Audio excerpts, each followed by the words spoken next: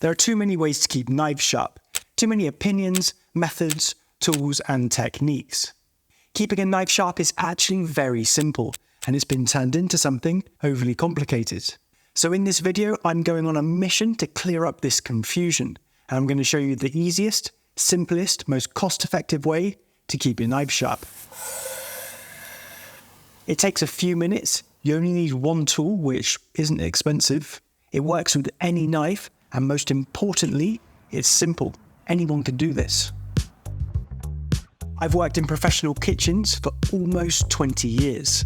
This is 16-year-old me back in 2005. And I've owned this knife for the last 10 years. It's fed thousands of people, I use it every day, and it's only ever been sharpened using one technique, one method, one tool. It all comes down to a simple 3-step sharpening process. By the end of this video, you'll have the knowledge to take your knives from this. That's horrible. To this.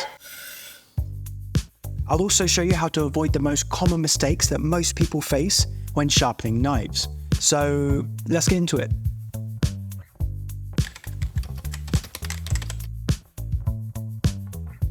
There are actually too many ways to keep knives sharp, and this is the first hurdle where everyone gets confused because they just don't know what to buy. The main sharpening tools are whetstones, those pull-through sharpener things, sharpening steels, electric machines, and if you're a bit weird, then using the back of your other knife. Anyway, the pull-through sharpeners are okay, they're better than using nothing at all, but some of the cheaper ones can do more damage to your knife than good. And the better ones don't really get the knife sharp enough. The whetstones are incredible for keeping a razor-sharp knife, but the good ones are expensive to buy, the sharpening process is long-winded, and the everyday home cook isn't going to spend half an hour going through the process sharpening each of their knives. The electric-powered machines are also great for keeping a razor-sharp knife, but they take up a lot of space, they're also expensive, and with the wrong technique, you can easily ruin your knives.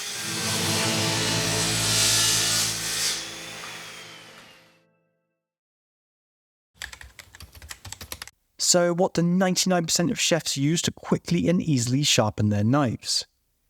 Before I get onto that, we need to clear something up. There's a lot of confusion about what the differences between these two are, and this is probably the biggest mistake I see home cooks making. It's actually keeping their knives blunt rather than making them sharp. So let's clarify that.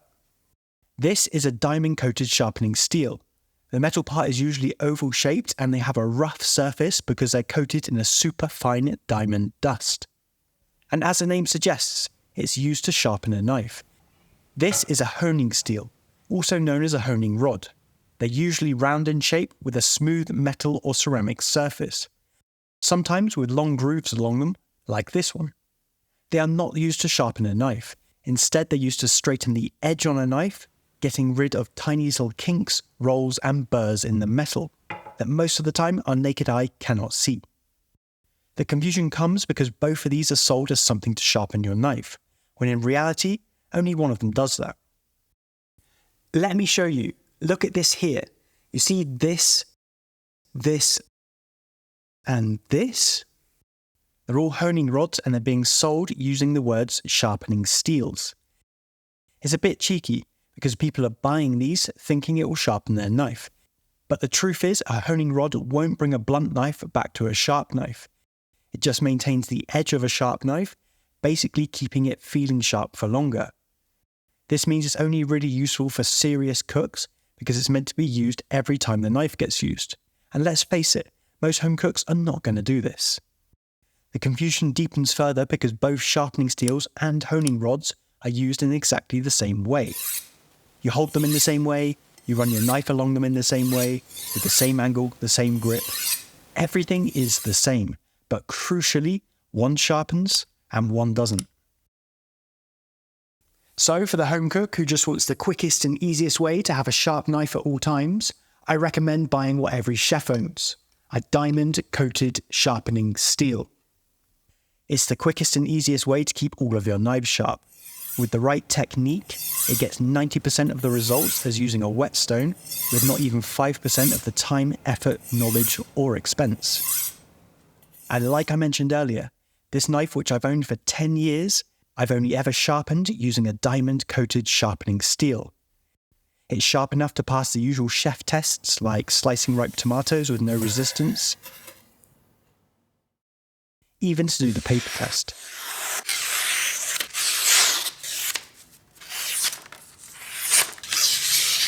The one and only problem with sharpening steels is everyone jumps in at the deep end and tries to use them how they see chefs using them. Left hand, and you sharpen a knife. That way you can cut your vegetables nice and thin, you can cut your meat nice and thin, you can slice your fish. Right. Unfortunately, trying to recreate this sharpening technique without knowing the fundamentals can make the knife blunter rather than sharper.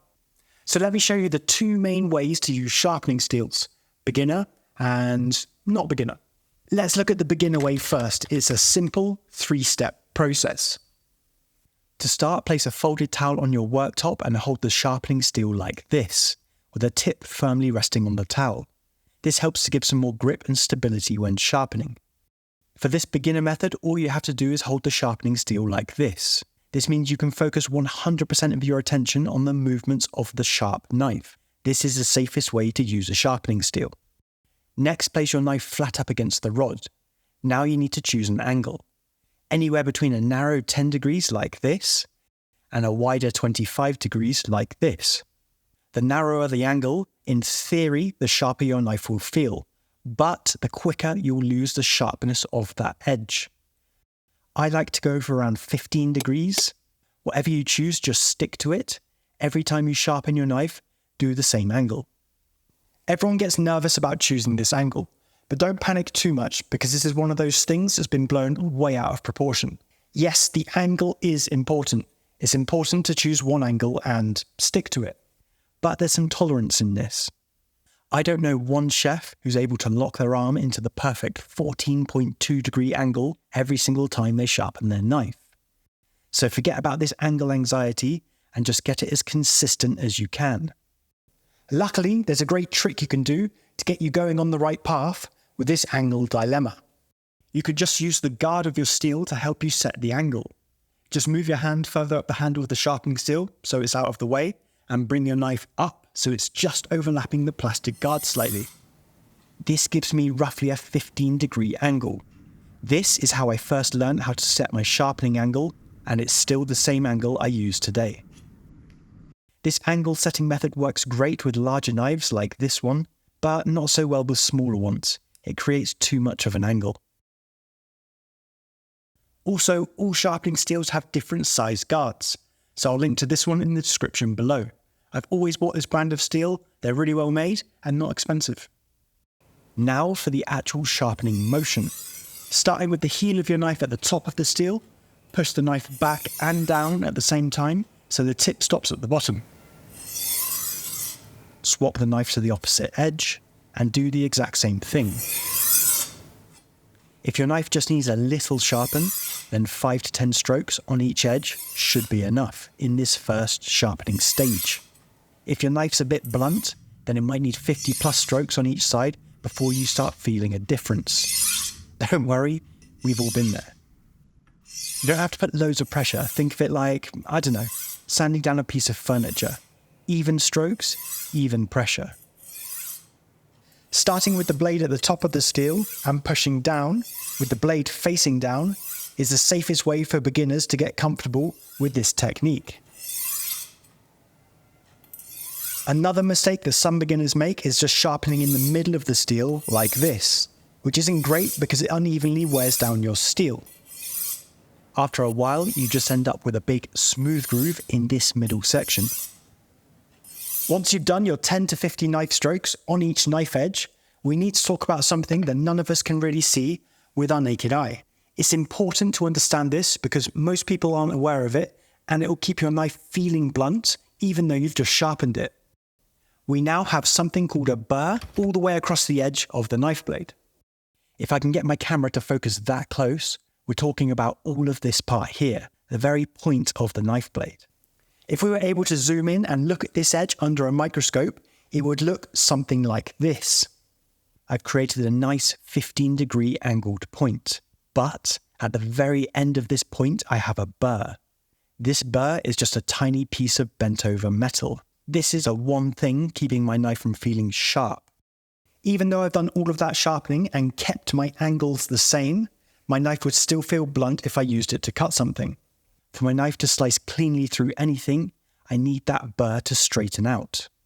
Luckily, this is really easy to fix. All I need to do is continue doing the same movements on my sharpening steel, but every 5 strokes on each edge, just slightly reduce the amount of pressure I'm putting on the knife. After around 20 strokes, I'm gradually reducing the amount of pressure I'm using. For the last 5 strokes, I'm only just touching the knife to the sharpening steel.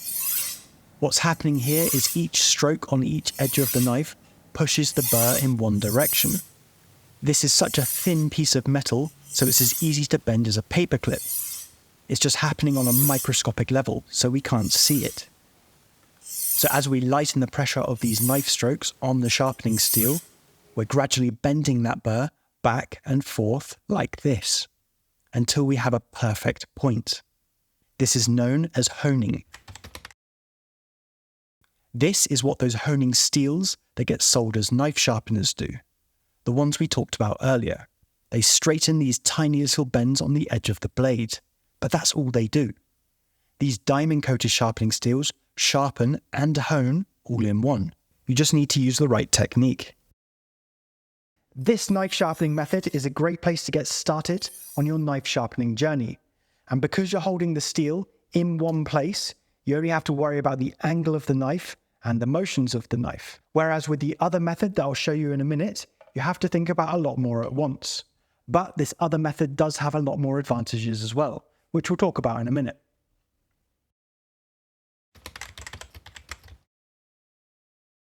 It follows the exact same principles as what we just talked about, but instead, you just do everything horizontally in front of you.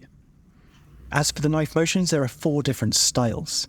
Safe-ish, dangerous, very dangerous, and stupidly dangerous. The most important thing with all of these motions is to make sure that your thumb and fingers are tucked behind the guard of the sharpening steel. Let's go through the motions. Safe-ish is what I use, and I'll be encouraging you to as well.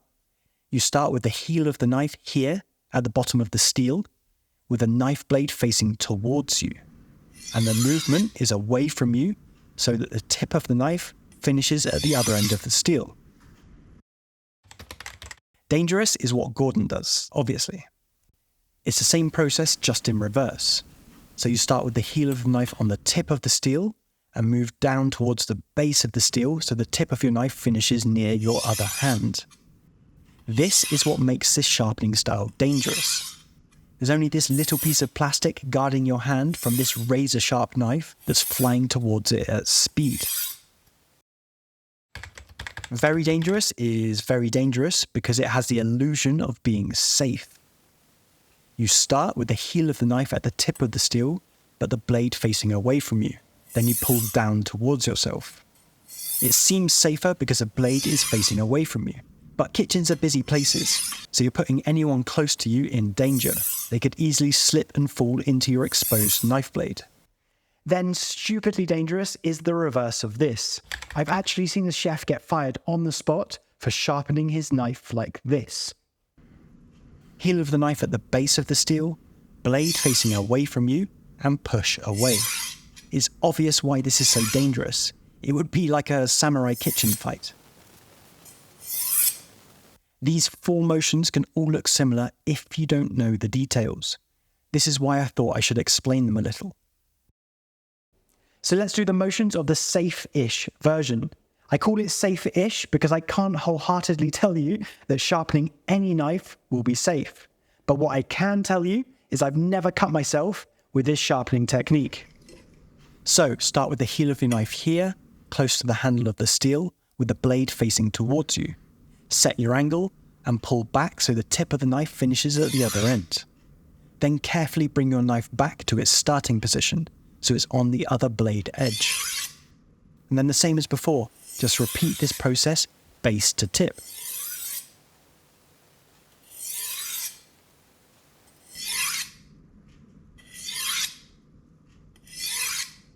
Once again, 10 to 50 strokes depending on how much sharpening your knife needs. Then start to gradually lighten the pressure over 20 or so strokes to straighten out that burr. Once you're fluent with this sharpening motion and feeling confident, it naturally happens that you start moving the steel and the knife at the same time. And you start to feel a lot more comfortable with these movements. The whole process becomes robotic in a way. Just remember, speed and flamboyance isn't what sharpens a knife. Even strokes, and crucially keeping that angle the same, is what sharpens a knife. So to start out with this sharpening motion, I would go slowly. You can go as slow as you like. It won't make any difference to the sharpening of the knife. The next thing I see beginners forgetting to do is wipe off the knife blade once they're done sharpening. It's easy to forget to do this, and there's always a lot of fine metal filings left behind that would end up in your food. If your knife is still feeling a bit blunt after doing this process, there is a more intensive method that still only uses a diamond-coated sharpening steel. If you want me to make a video about that, then drop me a comment down below. And if you're still struggling with your onion chopping and general veg prep once your knife is sharp, then it's probably your cutting technique rather than the knife itself. Go and check this out here, where I'll show you how to go from chopping like this to chopping like this. In 1 hour, I've put a ton of work into developing a simple 4-step system that you can use to cut anything quickly, efficiently, and safely. Go check it out.